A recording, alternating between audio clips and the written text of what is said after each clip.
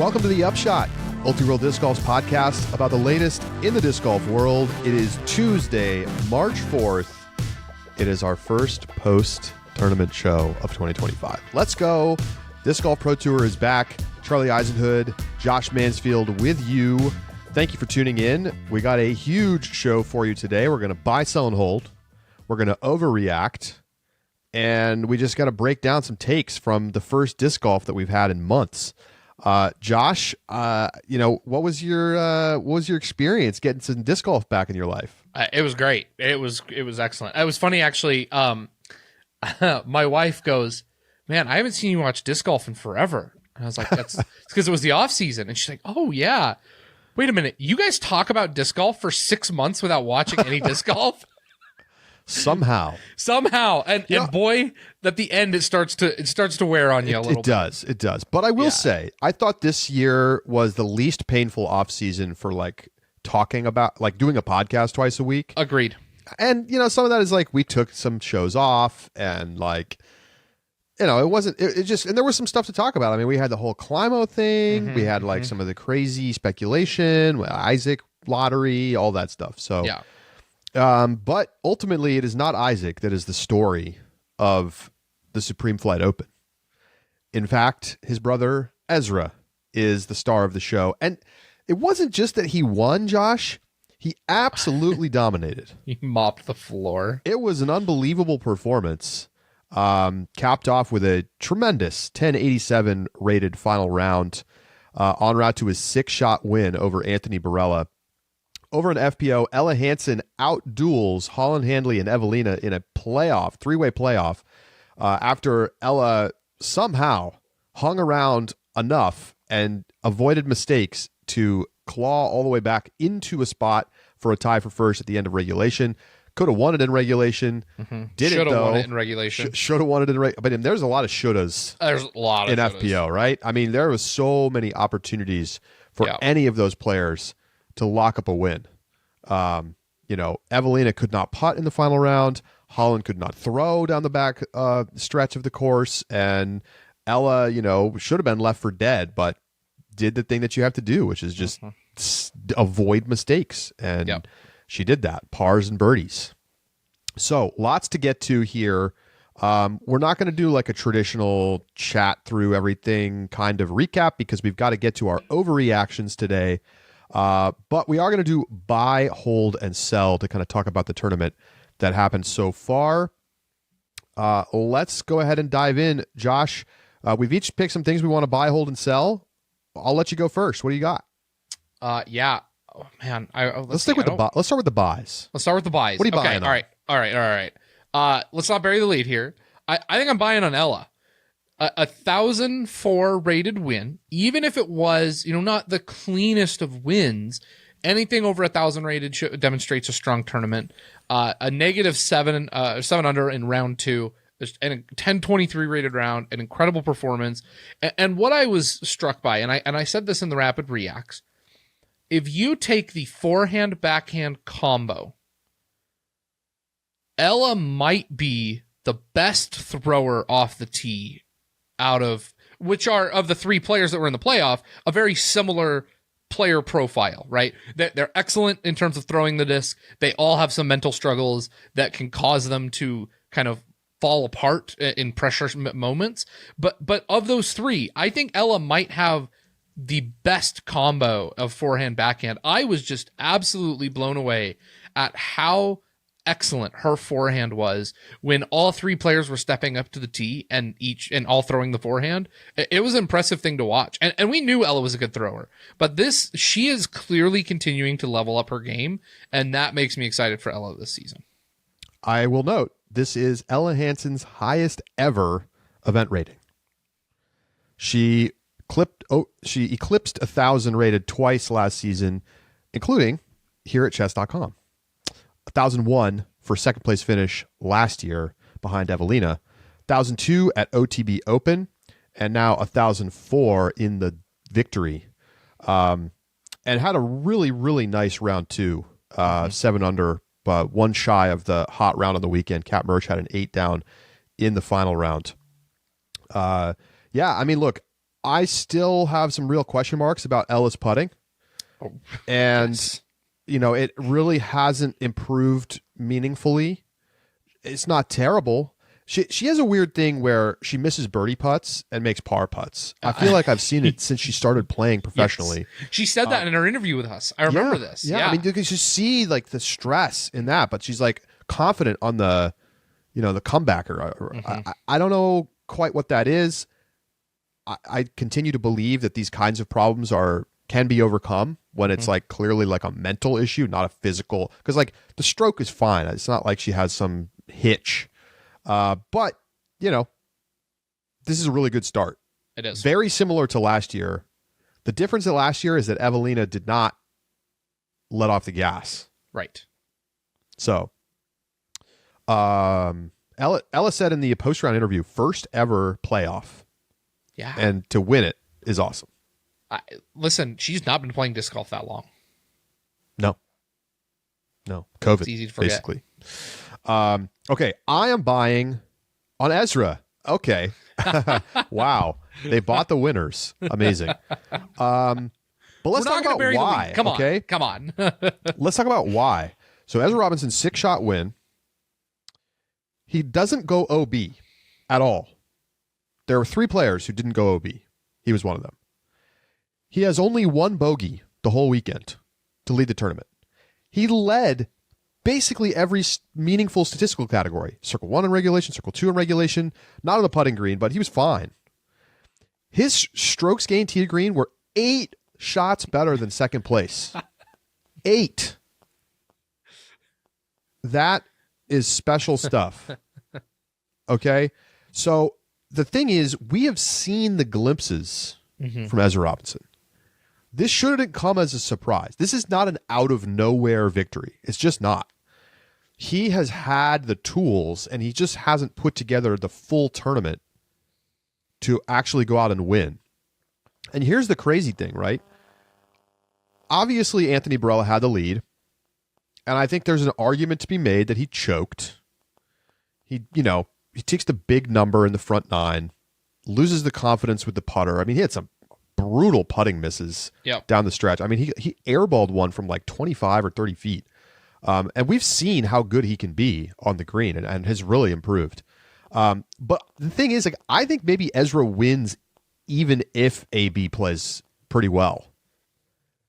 Because Ezra shot a 12 under. AB's best round, he had an 11 in round 1. So, like, yes, certainly Barella could have won. But I just think, it was only a 3-shot deficit. I feel like Ezra went above and beyond. I mean, he kept getting birdies even when he could have just been playing for par. Right. So to me, it's just a very impressive weekend. This tournament springboarded both AB and Evelina to career best seasons last year.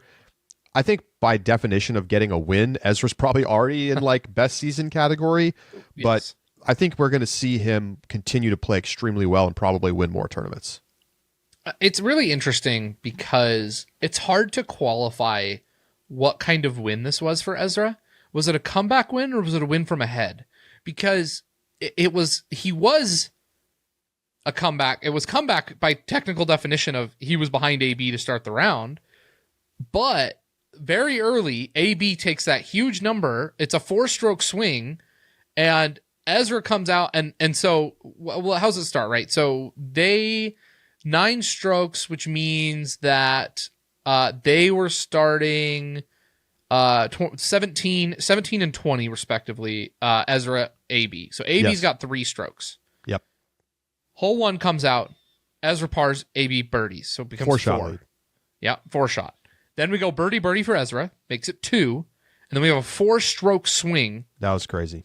On hole 4, and then a birdie again for another 2-stroke swing, or that stroke swing on 5 makes it a 3-stroke lead by hole 5. So by hole 4, It's been Ezra's a the 6-shot leader. swing. Yes.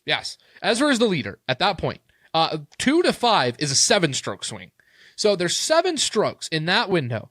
And all of a sudden, Ezra's now playing with the lead. And for most of the round, it felt like, oh, Ezra's the leader. He has to defend. Correct. And to me, that was something that's the test that I really want to see from players, especially ones who have been finishing with strong results but not getting wins. What do you do when you have that kind of a lead? Because that's not something that it wasn't like Ezra had a bunch of blow-ups last season and that's why he lost.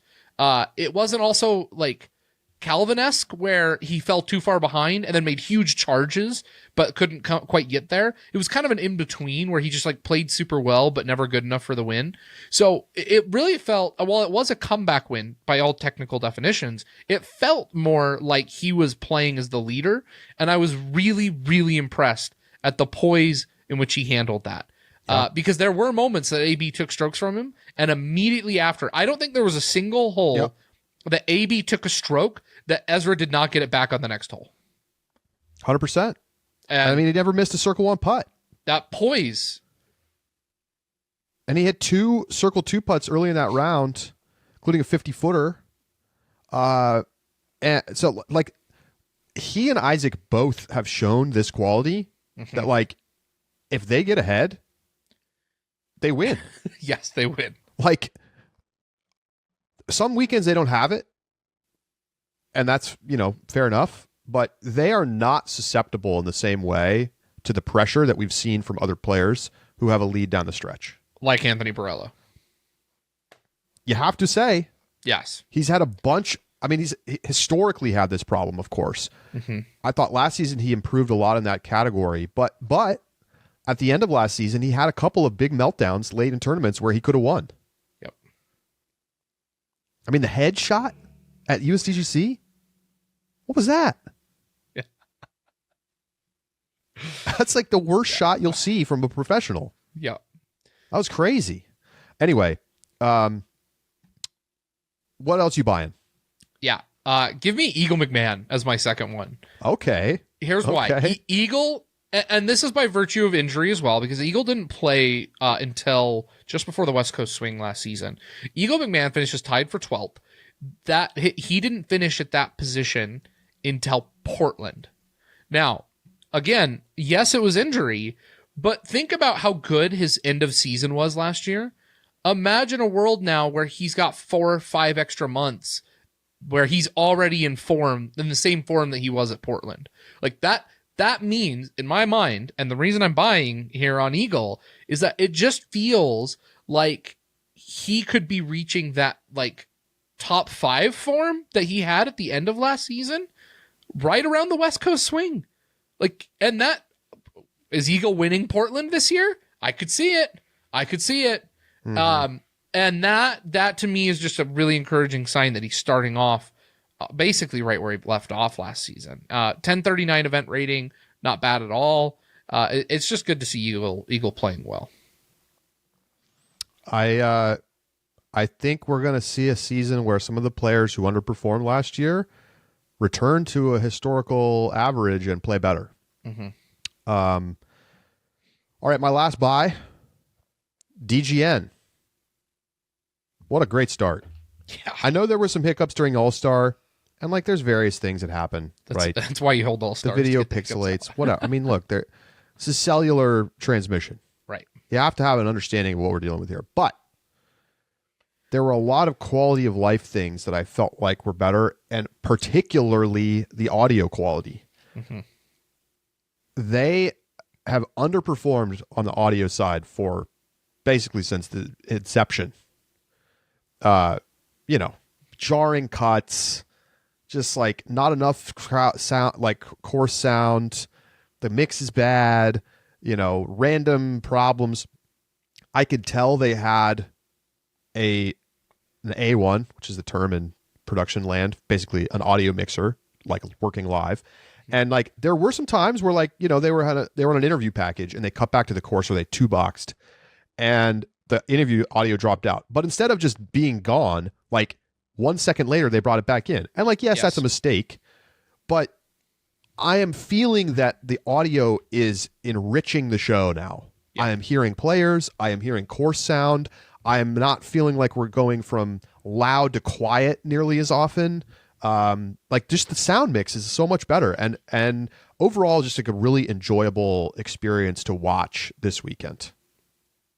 I completely agree. I saw somebody on Reddit who's complaining about DGN after the weekend, and I'm like, you're never going to be happy. What are the expectations here, folks? right? You want to watch an NFL broadcast? Yeah. I want Red Zone. That's 100 million people watch the Super Bowl.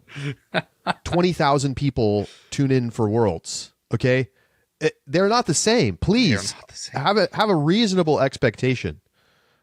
And people complain about the price. I'm like, why?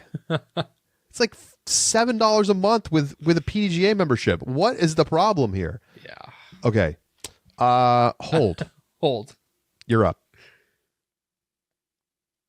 Let's keep some quality of life things here.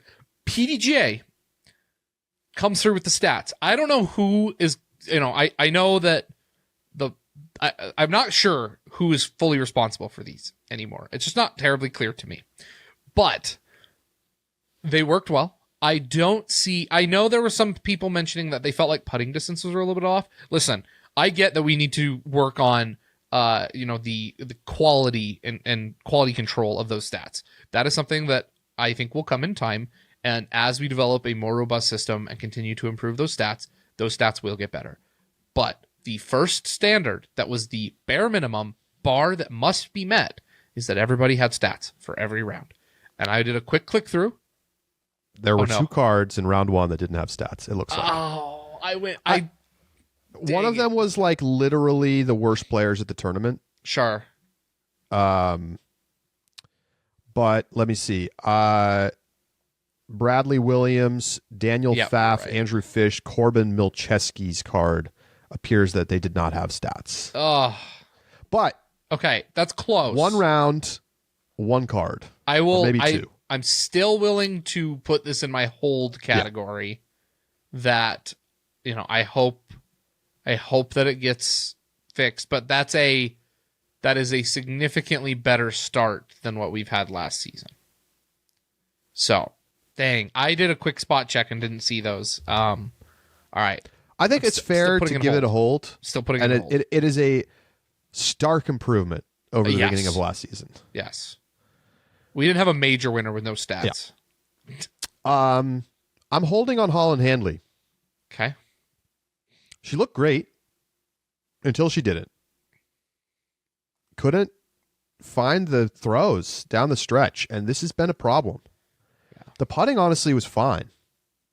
She had the pressure on the putting green doesn't seem to be a big issue, but her throwing is affected by pressure. Yep. And I'm not ready to sell because I think that Holland still looks like most of the time the best player out there right now when Kristen's not on the course. But, it's a tough L this weekend. Let's be honest. But she after being dominant, like on the fairways, like I want to actually check the stats because Holland was a little bit behind Ella in terms of fairway hits. 73% to Ella's 78%. But when you look like just how round 3 played out, right? Mm-hmm. Holland was solid in that final round in the front 9. When she was making mistakes, she was scrambling. She got 4 birdies in the front. She was in a great spot. Ella at that point had already taken 2 bogeys. So she was only 1 under on the front. So Holland's in control. Evelina was missing some putts. And so, Holland looking like she's going to win this tournament. And then you get to the turn and she kind of falls apart, right? In like the last 6-7 holes, she couldn't find the fairway. Mm-hmm. She kept hitting trees or like missing upshots. It was just a lot of problems with the throw. And so I'm holding. I'm not going to freak out because she still played a really good tournament overall. But, it's the pressure, man. It just changes players. Yeah, it does. And Holland's miss very clearly that early release. It's going to affect her worse on some courses than it does others. For sure. And that is why, to your point, I think it would be both because of how good she looks, but also because I think that even with the mistakes that she has, it's just not going to be as big of a deal on some courses. This one, though, You early release both forehand, backhand down that back nine. Yikes. Of course you're not going to be able to hold on. Yeah. Insta bogey in some holes. She's kind of lucky that she made it into the playoff, right? Yeah. Yeah. To be honest, with that kind of mistake. So, all right. Next up for me, Charlie, I'm going to put a cold bucket of water on you real quick. I'm going to hold Evan Smith here. Tied 26. New bag. Gets a little bit of time here.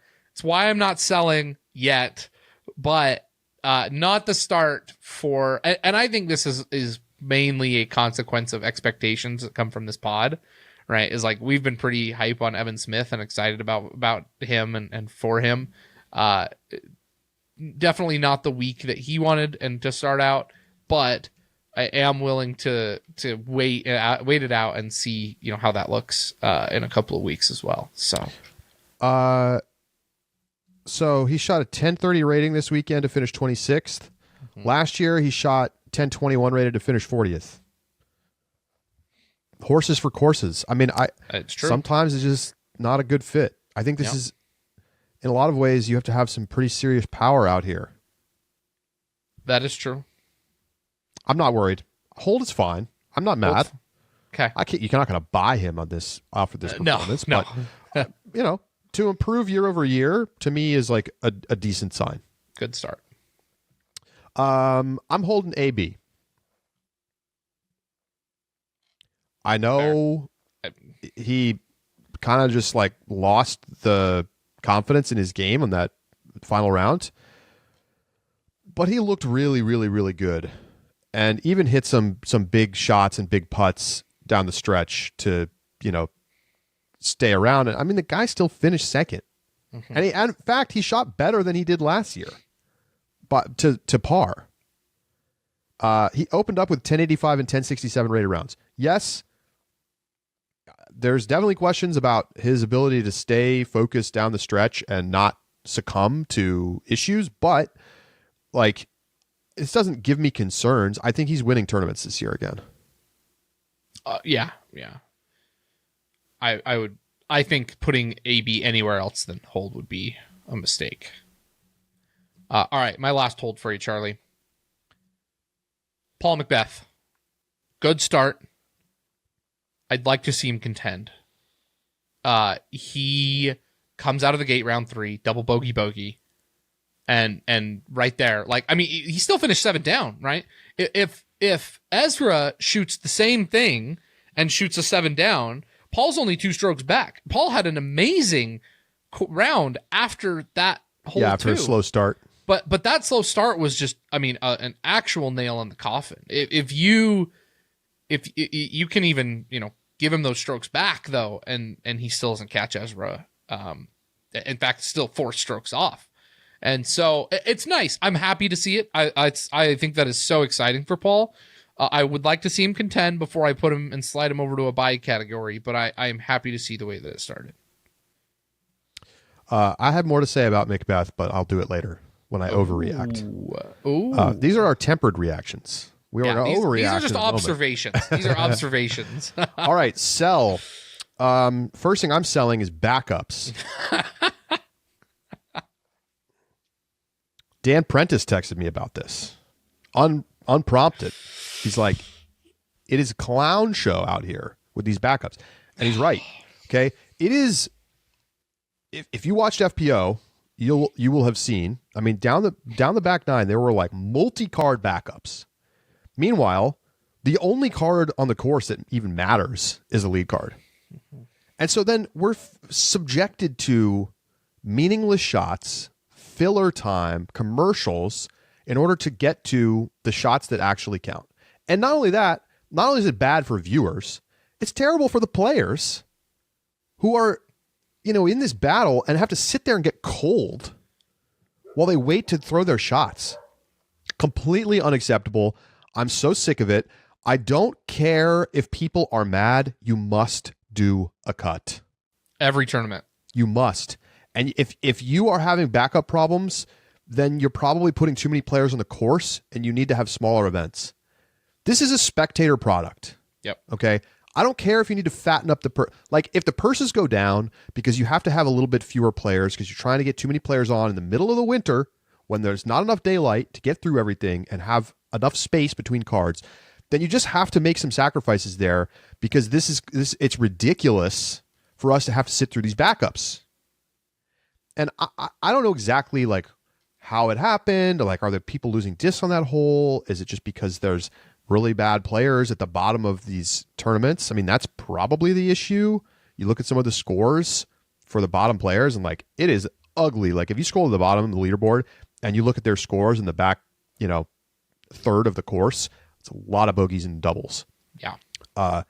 And so there's people taking a lot of shots, taking a lot of time. And I just want those players not to be on the course for the final round. Sorry. Mm-hmm. I agree. They should 2-round cut. Do it. 2-round cut every year, every event. I completely agree. I don't know what's stopping them. I don't either.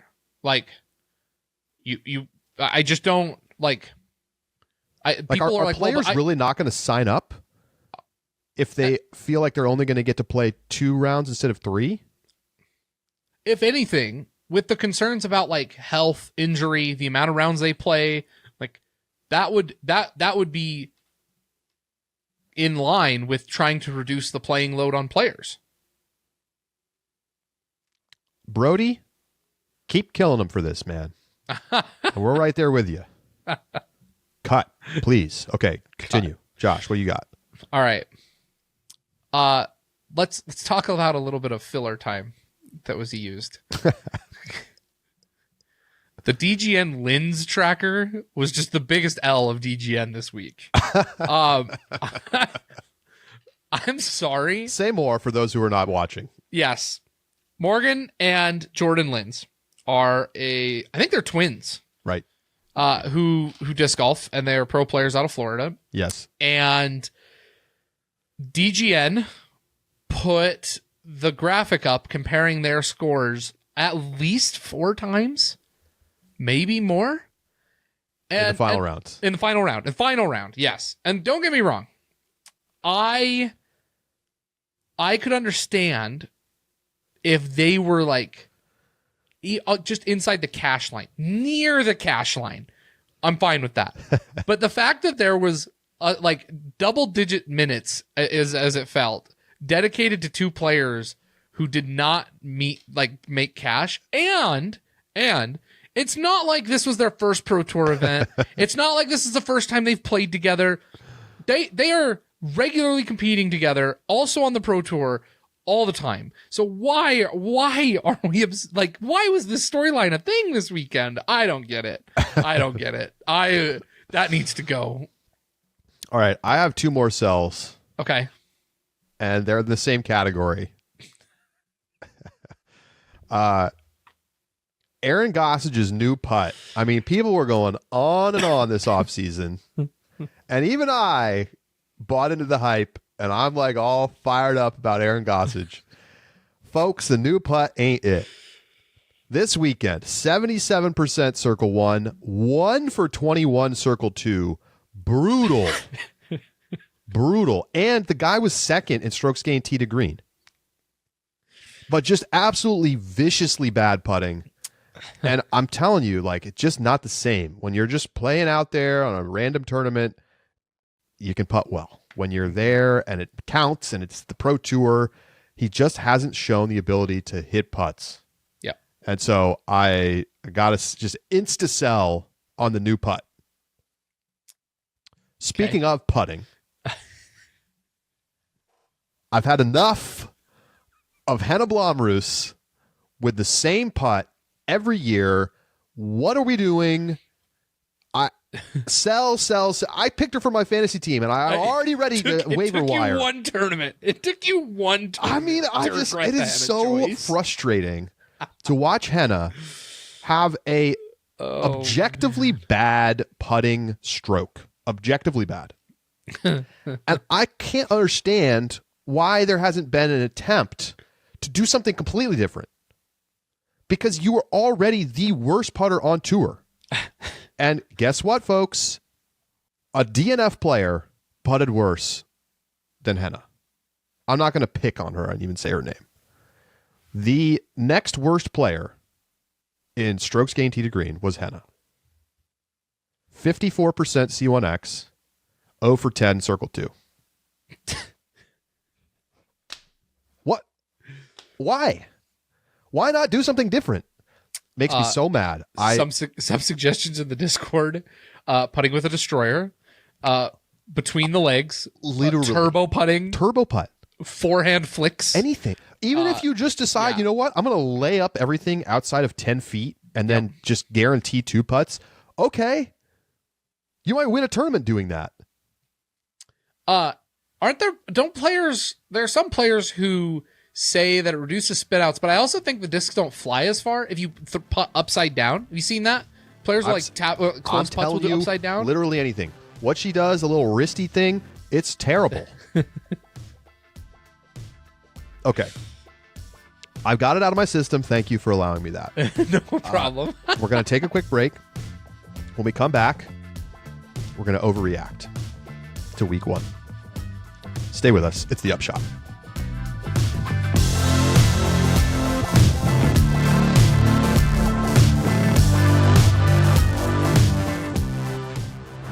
The Upshot is presented by Pound Disc Golf, makers of the best bags in the sport. Well, the brand new Octothorpe and Octahall are available now. You can get your pre-orders in for the 2025 edition of the Octothorpe with all of the bag rethought from the ground up. The primary objective was to increase the stability of the bag and design a better shoulder pad attachment system. And then they even added a bunch of other new quality of life features. It is still the most comfortable, most durable, best made disc golf backpack in the sport. And hey, if you want to save a little money and you're happy to have a great bag that's maybe not the latest and greatest, you can get $50 off previous model stock Octothorpes. So you can get a great bag for a little bit less money. Or hey, you know what? It's time to just go ahead and upgrade. Get yourself a brand new Pound Octothorpe and you'll never need another bag. They got a lifetime warranty. So go to pounddiscgolf.com and grab yourself a bag today.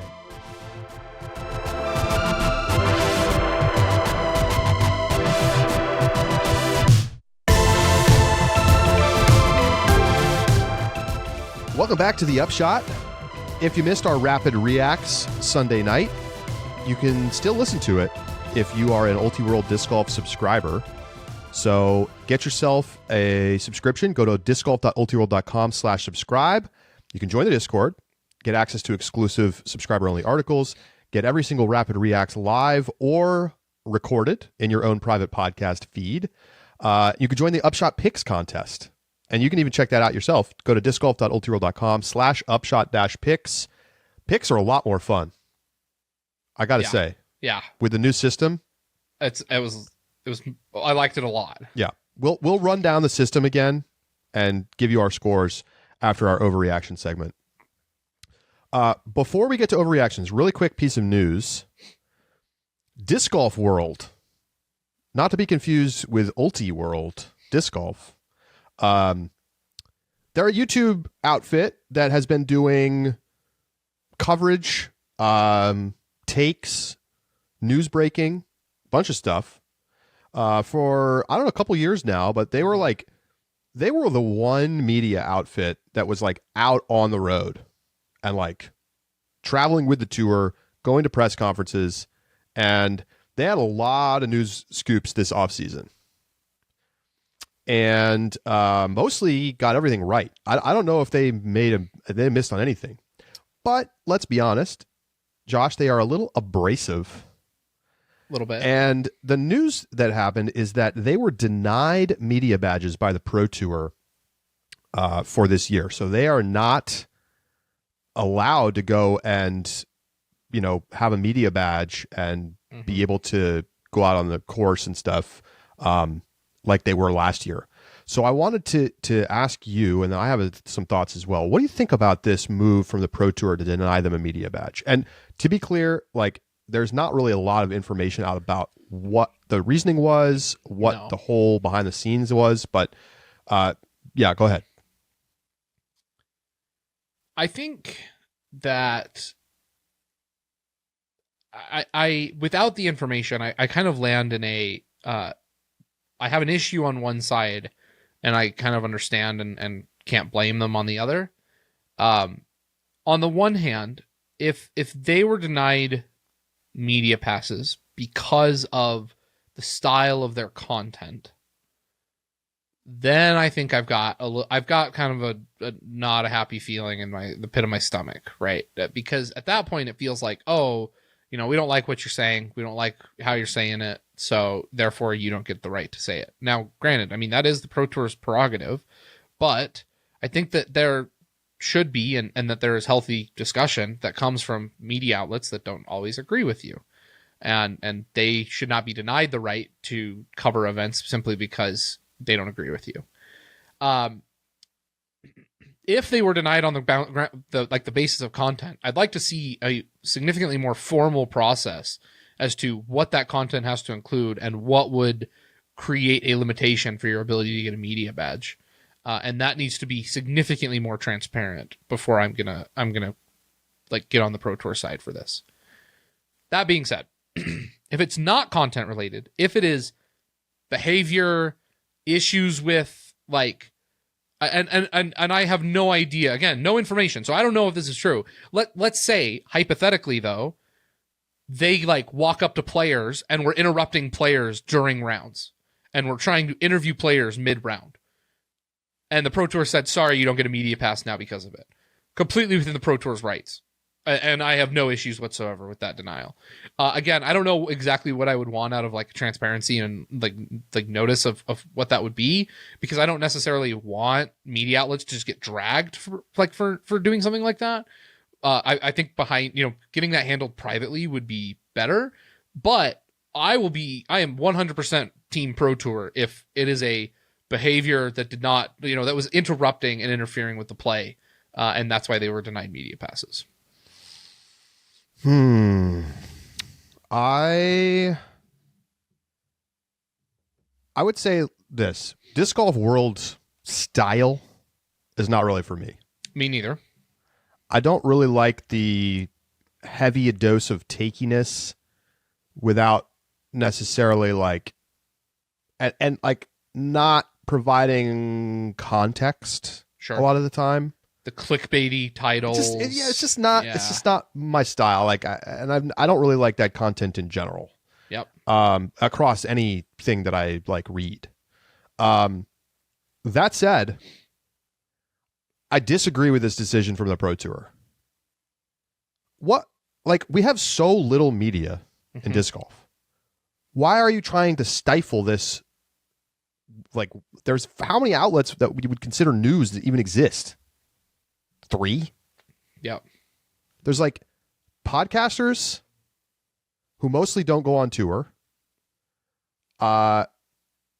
There's Ultra Disc Golf. Obviously, we have a podcast. We also have a website. There's Disc Golf World, and like, what else is there? There's not much else. So why? Like, you don't like what they say? I don't know. Do a better job doing PR with them. Right. Like, and I get it. Like, they can be very abrasive. It's caustic. I'm sure that manufacturers sometimes are complaining to the Pro Tour about this too, because they're firing off, negativity and takes on all kinds of stuff. I don't know. Deal with it. Like, I think the disc golf industry is very, very, very reactive to anything that's not just positive spin PR all the time. Mm-hmm. And I think you got to get used to it that like people are going to say stuff you don't like. And I don't think the Pro Tour should be taking away their media badge. If they want to put stipulations on it, like for the example that you're describing, like if they're causing problems during competitive rounds, fair enough. But if you just don't like what they say, like, to me, that's not grounds for taking their media badge away. No, it's not.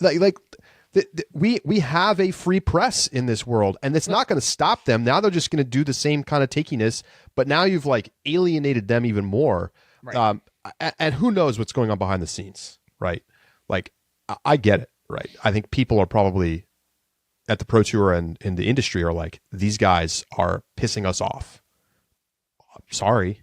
Like, then why don't you call them up and explain your side of the story? Do you think it was content based? Hard to say. Because but yes. I mean, if I had to guess, I would say yes. If you had to guess, you'd say yes. Because I think, and maybe I'm off base. What I'm thinking happened because last year or 2 years ago that the Pro Tour rolled out like levels to media badges, and those levels have like pretty strict stipulations about what you can and can't do with it. And I could see an outlet being denied new media badges if they violate the stipulations that come along with the level of the media badge that they were given. Yeah, it's possible. So anyway, interesting story. Might have more on this. Might have more on this in the future, but some quick thoughts there. Okay, overreactions. Really quick before we jump into this year's. Shout out to Isaac, who sent over an email with some highlights from last year's overreactions. Not shout out. Don't call how did us it go? Out like that. Let's find out. Number one, we can go back and forth. Number one, Josh said AB will finish top 3 in points and just needs one more win to lock up that top 3 in points. He ended up getting 4 wins, Josh, but he finished 8th. And still finished 8th, yeah. Oh, tough. And honestly, like, if I had watched the first half of the season, I would have been so confident you in that would have tripled overreaction. down. Yeah. Oh, without a doubt. Without a doubt. Yeah. Yeah. Didn't go so well. What? So let's go. Next up. Yeah. You had one. I'm going to read this as Isaac has it typed out. Charlie loves AB's chances to win EO. Finishes European 25 Open. strokes off the lead. I loved his chances, though. I think that the take was he would win a major, which also didn't happen. But the call out to European Open is even funnier. Oh man! Josh said House of Discs sweeps all 9 majors. That was How many did House of scorching Discs hot. How many did they win last year? Well, let's go through the winners. Because Kristen won. So Missy Gannon won EO and USDGC. Yep. Discraft Isaac wins with Prodigy Champions won Cup. Worlds. And Presnell Isaac won Champions Cup, and then Missy Discraft won. Evelina Innova, excuse me. Yep. Won 2. Yep. So, I mean, it was a hot take, but Kristen, yeah. House of Disc did do well. They did do well. They did do well. I mean, betting on Gannon and Kristen is not a bad plan. Oh, right. All 9 though, yeah, a little high. Charlie, you also got beat by Katrina's pregnancy announcement. Charlie said Katrina Allen will rebound in the second half of the season after July with okay, whatever. That doesn't really count. That's well. I just think it's funny that I'm not the only one. Okay. Let me give you. Oh, here you go. You said that Ella would win more events than Evelina would after last season. Yep. I also said it would be hard for anyone to get over 1050 rated. Gannon finished the year at 1057. Tough. I mean, I think it would have been difficult to predict just how good a season Gannon was going to have at the beginning of the year. No one saw that especially after coming. the first tournament. Yeah.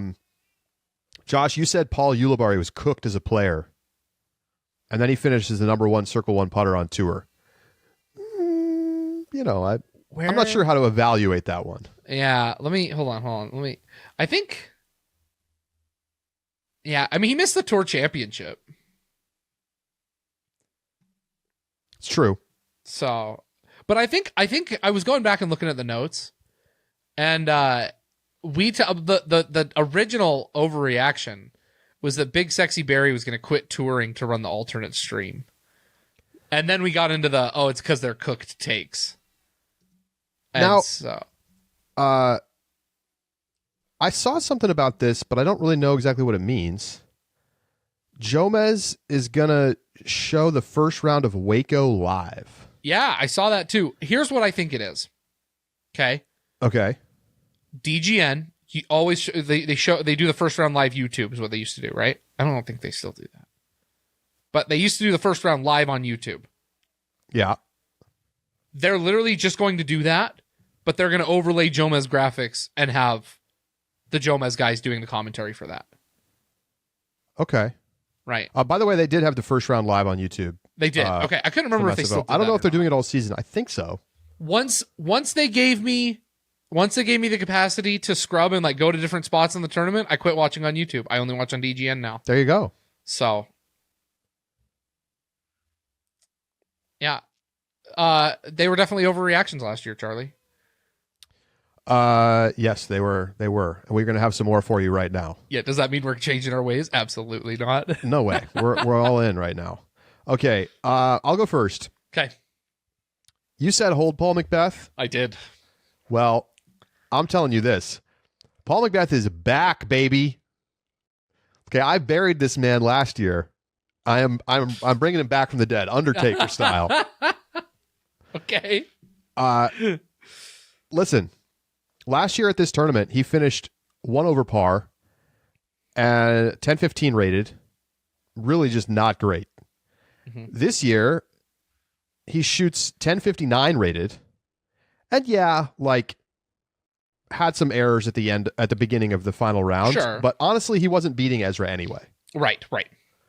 So, he wasn't going to win, but he played way better than we've seen him play. In fact, he only shot better than 10-59 one time the whole year last year. And it was at European Disc Golf Festival, that wacky course in Estonia. Weird. Yeah. So this is like a massive, like to come out of the gates playing well, not just like playing okay, but playing well, like averaging almost 1060. I think he's back, and I think we're going to see Macbeth get some wins this year. Multiple win season. That's the take. Oh, you're going to pin me down. Oh, heck yeah, I'm going to pin you down. And you just said some wins. So okay, yeah, sure. all right. I say, if you want to walk back your overreaction, Charlie, then I guess you can. But multi-win Macbeth season. Multi-win Macbeth. Oh my gosh.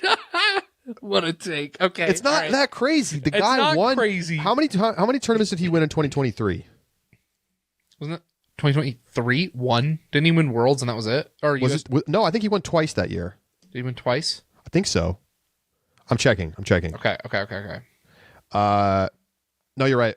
No. Sorry. 2023, he only won PCS. Oh, that's right. And then 2022, he won twice. Yeah. Worlds and Waco. 2021, he won 3 times. Twice in 2020. And then before that, he was, a complete monster.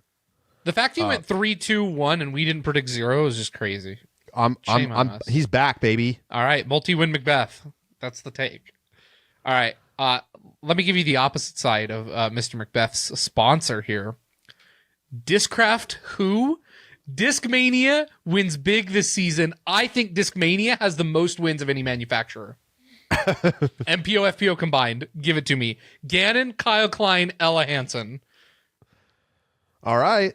I'm going with it. Listen, I need Gannon to perform big again this year, but so you're fading Discraft after they literally had full lead card MPO for 2 rounds. Only one Discraft player can win. Only one. And guess what? Gannon has just as good a shot as any one Discraft player. It's all I need. All I need is Gannon. And Kyle Klein being in 6th gives me another just like chef's kiss. I got it. You got Ella with Discmania. There it is. Those 3 combined for the most wins of any manufacturer this season. All right.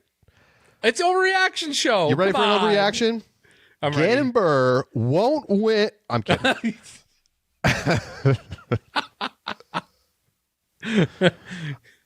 My actual take.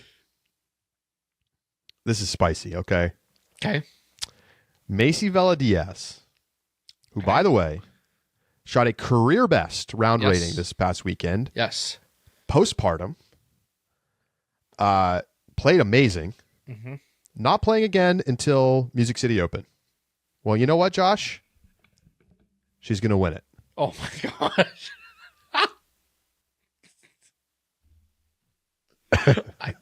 She has taken second there.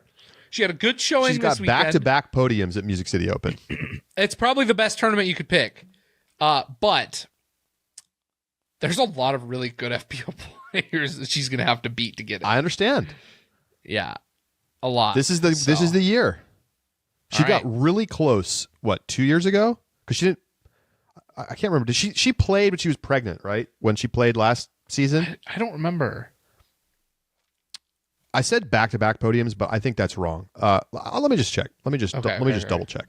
I know she's been on the podium twice. I can't remember if she played it last year or not. Yeah, she did. She was 14th. I'm pretty sure she was like fairly pregnant. Okay. So like not, Sure. not much expected. But 2023, she shot 979 rating, finished second. She's obviously going to have to play better than that. Yes. But I understand this is a hot take. This is an overreaction. But I loved what I saw from Macy this weekend. She was my dog of the day, and shout out to Macy for an awesome weekend. Yeah. And it would be so sick if she won. What do you got? This overreaction made me realize I think I have a bet to settle with somebody that I lost last season.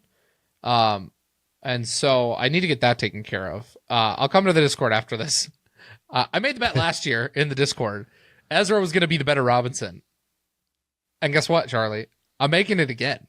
So I'm doubling down. I'm going double or nothing. I think Ezra is going to be the better Robinson this season. He has been on the just the verge of like making that case for a couple of years. And obviously a world championship is just like, it takes a lot to beat that. And if Isaac three-peats and Isaac finished higher in the Pro Tour standings. He did. Yes, he did. If Isaac three-peats, like I just don't know if there's basically anything that Ezra could do except a Ganon-esque result to overcome a Robinson Isaac three-peat. But otherwise, I really think that Ezra is going to be the better Robinson. He has a level of explosiveness that I think makes him a contender on courses that Isaac just doesn't keep up on. And I'm excited to see it.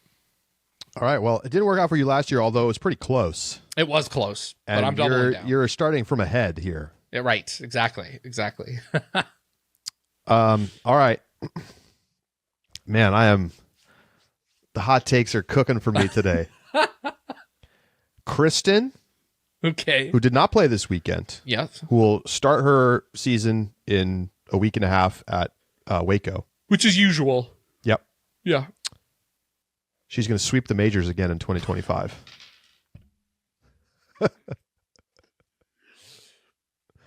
You couldn't even not even multi-major. Like that's Nope. too much. Sweeps majors. Come again. on. I'm overreacting. Why is this an overreaction to this weekend? 7.5 peppers out of 5. People are not closing out tournaments. Okay. Kristen All right. had an off year and is motivated to get back, and it's a contract year. Contract Like, year, Kristen. look at the way that tournament ended. Yeah. Kristen is killer in these spots. Killer. Chase you down, crush your dreams, win again. And this time, she's going to take down the majors. Okay. Again. Kristen's thing is that she plays better. She doesn't chase super well, right? She's chased amazing. Remember when she maybe chased that's not down Ella at Waco? You're right. What was I thinking of? I don't know. I don't know. It wasn't important. She's really good. She's good. She's She's great. 1,000 rated. She's not sweeping the majors. I love the take. I love it. I love it for the overreaction show. All right. My last one. Crush Boys. And I mean the OG Crush Boys. Simon and Eagle win 3+ events this season. Ooh. Eagle had a nice start, and guess what? That tied for 12th. Simon played better. Simon was better than Eagle's 12th. Simon was 6th. Simon started off by going 7 down through 9 before having a little bit of a rough back 9. Simon's always good for 1, and I think that Eagle rebounds for 2 for me. I think the Crush Boys win 3+, and MVP just keeps printing money. Damn. I feel like we need a new Crush Boys moniker that like acknowledges that they are now at MVP in some way. Sure. But it's like, Gyro Boys is not it. Like I need something that like plays on Crush Boys, but is like an alteration. So if you have a thought, and someone will have a thought, email us, upshot@ultiworld.com. Okay. Okay, this is not an overreaction, but it is a question that maybe we could overreact to. Reed from the Discord asked during the live show, during the Rapid Reacts, and we didn't answer it in the time, but I saved it because I wanted to talk about it here. Will Gannon Buhr miss the top 10 again this season? Because he only missed it once last season. I think that's right. Yeah, that was the basis of the question. What tournament did he miss it at? OTB Open. OTB. Otherwise, he had a couple tenths, but he did not miss the 10. Right. Man, all it takes is one off weekend. You know what? Listen, I said Discmania wins big. I got to back it up. No, Gannon doesn't miss the top 10 again. I think he will. It's so hard to not have a bad weekend at all. And like, one bad hole can take you from 6th to 11th. I know, especially right? these days. If there's a log jam of players at 6, like literally a bogey can drop you 5 spots. And so it's hard. It's hard. Send in your overreactions. We would love to see what you've got. Upshot@ultiworld.com. Let's see. We've got. I think we should include some overreactions from listeners. We have one from Isaac here. I'll just read them off really quick. Okay. Discraft will have 66% of lead card slots in MPO on the season. So they had 100% in MPO this weekend. 2 out of not 2. feature card. So rounds 2 and beyond. Right. It's spicy. Yeah. But Ella has peaked. Sorry, Isaac. We're on opposite sides of the fence. I'm out on that. One. Kevin Jones will not have a top 10 all season. I mean, I think that's bell pepper level spicy. Oh my God. That's an overreaction on its own.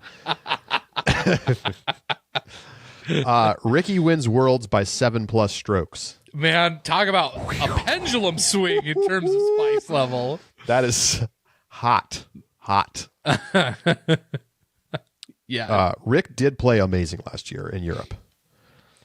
Okay. There's some overreactions from Isaac. We'll take some more of yours on either on Thursday or next week. Before we go, Pursewatch for the first time in 2025.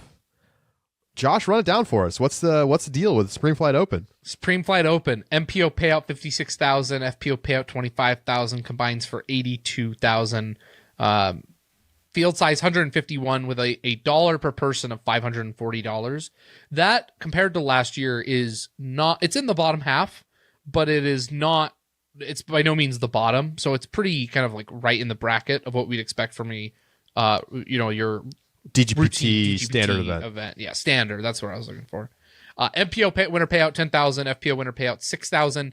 This is down 10% from $91,850 from last season. Remember, chess.com title sponsor gave 50 grand in added cash last year, and that really feels like. I mean, I obviously am speculating because I don't know for sure, but that feels like it's got to be it. Yeah, I mean, they sold more spectator tickets. That's what Jeff Spring told us during the Rapid Reacts.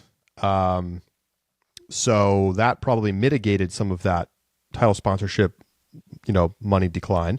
We don't really know how much Supreme Flight paid. I mean, this is Macbeth's tournament, so can he like get the free sponsorship for his own company? I don't know. But I'm not surprised to see a decline. I won't be surprised to see declines at any point this season, to be honest. Sure. But it's not catastrophic. For reference, this tournament is replacing LVC. LVC in 2023 was 87,790, so a little bit less. But LVC also had 25 more players in the field. Right. So field size is something that we started keeping track of last year as a means to kind of gauge added cash and create a little bit more parity in terms of how we evaluate these tournaments. And so while LVC did have more, they also stacked their field in order to do so. Right. Okay, last thing, picks. We have our new system. I'll break it down one more time for those who want to follow along. Make your own picks as a subscriber at discgolf.ultiworld.com/upshot-picks. You get basic scoring. You get 5 points if you pick a winner, 3 points for picking someone who finishes on the podium, and 1 point for a top 10. If they finish outside the top 32 in MPO or top 20 in FPO, you get a negative point. On all of the positive scoring, there is a multiplier applied based on the 2024 DGPT standings. Last year's first place finishers, Gannon Burr and Missy Gannon, just get you a standard 1x. 2 through 5 gets you 1.25x. 6 through 10 get you a 1.5 times. And everybody inside the Tour Championship cutoff, which is top 32 MPO and then top 20 FPO, gets you 2x if they're outside the top 10. Anyone outside of those brackets gets you 5x points. Okay, no multiplier on the negatives. We don't want to disincentivize picking a shock winner. Right. And also get 5 points for a perfect podium. And if you get all 3 podium finishers, you get 5 bonus points. And obviously a lot of points for picking the 3 on the podium as it is. Right. So you don't have to pick an order anymore. You just pick 3 players. So nice. It is nice. I'm glad we made that change. So Josh had Gannon, AB, and Joey Buckets. So only AB scores in points. He got 3 points for the podium times 1.5 for AB's finish last year.